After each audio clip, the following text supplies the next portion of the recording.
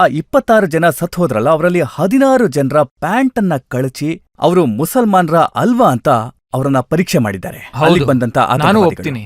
ಅದ್ರ ಬಗ್ಗೆ ಯಾವುದೇ ಅನುಮಾನ ಇಲ್ಲ. ನಾನ್ ಮೊದ್ಲೇ ಹೇಳಿದ್ದೆ, ಅವರು ಆ ರೀತಿ ಕೃತ್ಯ ಮಾಡಿದ್ರೆ ನೋಡಿ, ಈ ದೇಶ ಏನಿದೆ, ಮೌಲಾನಾ ಆಜಾದ್ ಅವರು ಇದ್ರ ಬಗ್ಗೆ ಒಂದ್ ಮಾತು ಹೇಳಿದ್ದಾರೆ.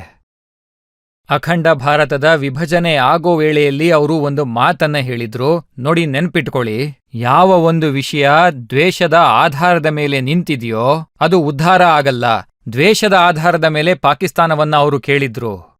ಆ ದೇಶ ಅಲ್ಲಿ ದ್ವೇಷ ಇರೋ ತನಕ ದೇಶವಾಗಿ ಉಳಿದಿರುತ್ತೆ.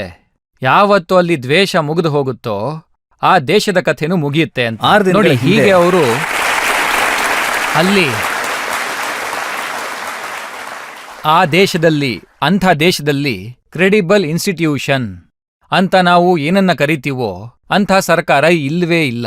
ನೋಡಿ, ನಾನು ಆರೋಪ ಮಾಡ್ತಾ ಇಲ್ಲ. ಅಲ್ಲಿ ಆರ್ಮಿ ಬಿಟ್ಟು ಇನ್ಯಾವುದೇ ಇನ್ಸ್ಟಿಟ್ಯೂಷನ್ ಮೇಲೆ ಕ್ರೆಡಿಬಿಲಿಟಿನೇ ಇಲ್ಲ. ಯಾರು ಬೇಕಿದ್ರು ನಿಮ್ಗಿದನ್ನು ಹೇಳ್ತಾರೆ. ಮತ್ತೆ ಆರ್ಮಿ ಮೇಲೆ ಯಾಕೆ ಕ್ರೆಡಿಬಿಲಿಟಿ ಇದೆ?